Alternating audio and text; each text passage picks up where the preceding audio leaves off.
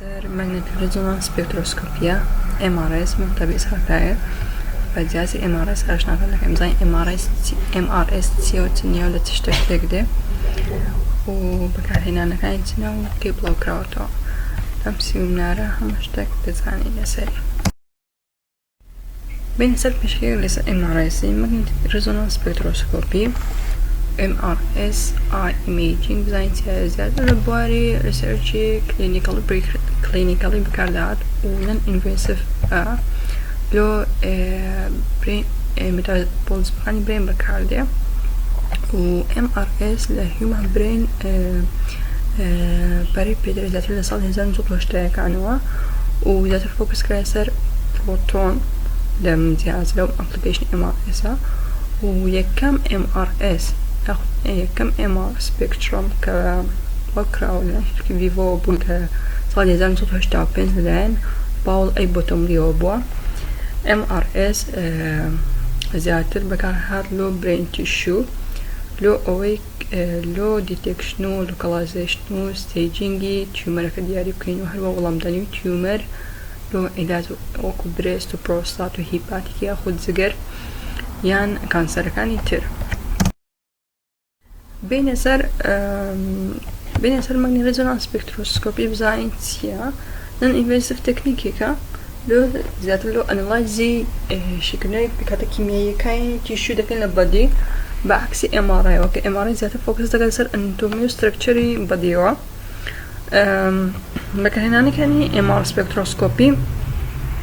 برين تيومر بود تايب جاوز كاني تيومر وبلاكي وجريدكي ياخد أو تيوانان ك سلناه درست بناه بهوي راديشن نيكروسيسا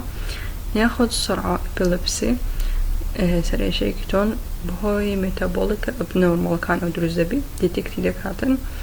ياخد نيرو ديجينيريتيف ديزيز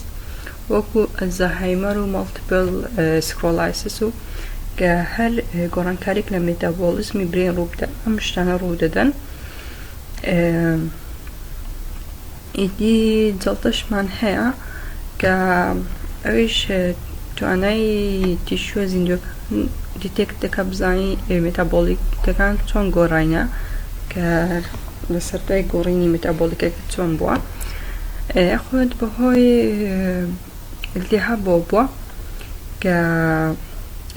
ياخد بوي التهاب بو ديركنين تسوريان هل هوركنين كيميشك التهاب كيميشك هبي ياخد ديكتون مسؤولية كمسل ديسوردر لو لكلين لسه أوبكين كتون ميتابولزم كان لسه مسؤول كان وكو نخوشي ميتوكوندريال مايوباثي كأو نخوشي كان لسه كاردياك مسلو سكيليتال مسل دكاتن هروها بروستات بريست كانسر معناها أوش يعني متي أودك توم لتاي بتمندي برينا كان تبكين و تون والله مدانيها هبو درمان أو زاربين يصير برينسبلي MRS بينما بنراتي MRS أو هيك لسه دابش بني إلكترونا كان أوبوا لأتوميك دا أوش لبته هوي أول كنا وكا ل أتوم المولكولات زياوزة كان different magnetic field هبي وكاتك different magnetic field هبي أنزام كمان ذاتك راديو فريكونسي كي جاوز شيء هبي سينال كي جاوز فريكونسي هبيتن أماش دبته هوي أوي ك سبكتروسكوبي MRS بس إني زنجري بالسي يعني سكوينس أوب أنزام لدريتن وساعتين زنجيرة سكوينس أويش نوت ديجري راديو فريكونسي أعرف بالسا ببيهيز جرادينتك و كاتك سيجنال نلاقي أعرف كله هو ديكريتن ورد جيريتن تنتين زنجيرة بالسي لو أنزام لدري ساعتين زنجيرش نوت بلا فريكونسيا ببيهيز جرادينتك ودوي أو كا سيجنال كورجي نلاقي أعرف راسو خو دوي بستان كان أعرف كويلوا جاوزي كي جرين لنيوان imaging sequence و spectroscopy sequence أويكا لا spectroscopy لە سپێکترۆسکۆپی ئەوەیە کە گرانێت خوێندنێکی بەکار ناهێنێت لەو کاتێکە کۆیلەکەی RF سیگناڵەکە لە کەس یان شتەکە وەردەگیرێ یاخود پشکنینی بۆ دەکرێتن کە زانیاری فریکوێنسیەکە بەبێ بەکارهێنانی بەبێ ئەوەی خوێندنەوە یان فرکوێن دابین دەکرێت بۆ دابینکردن زانیاری سپیشال ئەم پۆزیشنال ئینفۆرمێشنەوە و زیاتر لەوە ئینفۆرمێشنەکە زیاتر لە ئەو بەکاردێتن کە بزانین پێکاتە کیمیاییە جیاوازەکان چنە. ماگنتیک ریزۆنانس سپێکترۆسکۆپی بزانین لەسەر چ بنەمایەک ئەو بوونە چەند تایپی هەیە لەسەر بنەمایی نیکڵای ئەو کە ئایدەنتیفای کرا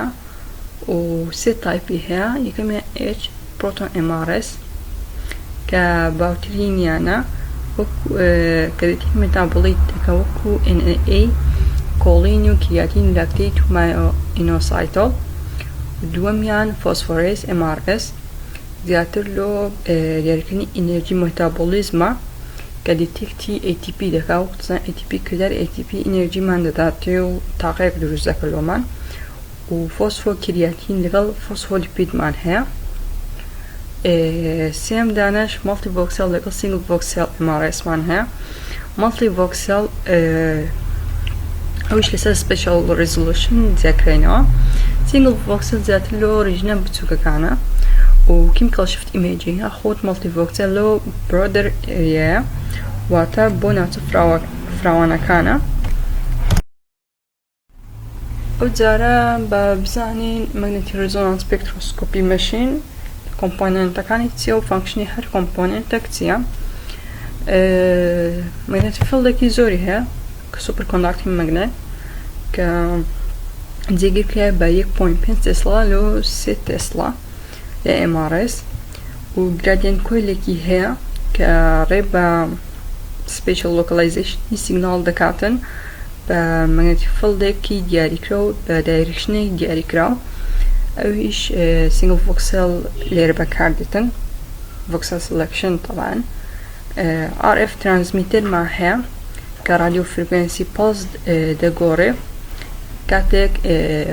نیوکلای ئەکسایتێشنی تێدا ڕوودا وەکو هایدرۆجینی فۆسفۆر و کاربۆن و RF ریسیڤەرمان هەیە کە سیگناڵە دەرچووەکان یاخود دیتێکتەرێکمان هەیە کە سیگناڵە دەرچووەکان کاتێک نیوکلایەکەی ریلاکس دەبێتەوە دەیگۆڕێتەوە ئەلکتریکال سیگناڵ. ئەو جارە بینە سەر کۆنتڕۆڵی موگناتیزی و کۆڵینگ سیستەم ئەویش ماگنتیک فیڵدەکە جێگیر دەکاتن و وا دەکاتن سیستەمەکە سارد بیتن ئەنی گەرمکردنی مەسەردانێتن و زیاتر لیکوید هیلیۆم بەکاردێ چکە لیکوید هیلیۆم بۆیلینگ پۆینتێکی کەمی هەیە لۆوەر بۆیلینگ پۆینتە کە دەکاتە سالب 296 و سیستەمێکی کۆمپیوتەریمان هەیە کە کۆنتڕۆڵ سکوێنسەکە دەکا و کۆلێکتی داتایەکە دەکات داتەکە خڕ دەکاتەوە پرۆسەکەی سپێکترۆسکۆپی سیگناڵ دەگۆڕێت لەو سپێکترا و سپێکترۆسکۆپی سۆفتوێرمان هەیە کۆمپیوتەرێکمان هەیە کە ئەنەلایزی سپێکترای دەکا و دەیگۆڕێت لۆ ژمارەیەکی کیمیایی مێتابۆلیزم ئەنجامێکمان دەداتێت وەکو NAA کریاتین و کۆڵین. پێشن تیپڵمان هەیە لەگەڵ پۆزیشن سیستەم کە دەیدە نەخۆشەکە لەسەر دادنێن و ماگنتیک فیڵدەکەیەکی دیاریکراوی دەدەینێ و لۆ بە ئامانجکردنێکی وردی ڤۆکسێڵی تەمان دەمانداتێ. ئەوش جیهازی MRSە کە وەکو MRI بەڵام بە شێوەیەکی گەورەتر و ورتر دروست کراوە ئەو حالە نەخۆشەکە دەستە ناوێ و لە برینەکەی مێتابۆلیزم و شتەکانی لە تێدا وەردەگرین. ئەو جارە بینە سەر ئەدڤانتەج و دیسئەدڤانتەج سوود و زیانی MRS. طبعا لە MRI لۆکیشنی تیومەرمان دیاری دەکرد بەڵام لە MR سپێکترۆسکۆپی کۆمپێری کیمیکال کۆمپۆزیشنی نۆرمال تیشوەکە دەکەین برین تیشو لەگەڵ ئەبنۆرمال تیومەر تیشو دەکەین بزانین فەرقیان چییە لە تیومەرەکە چ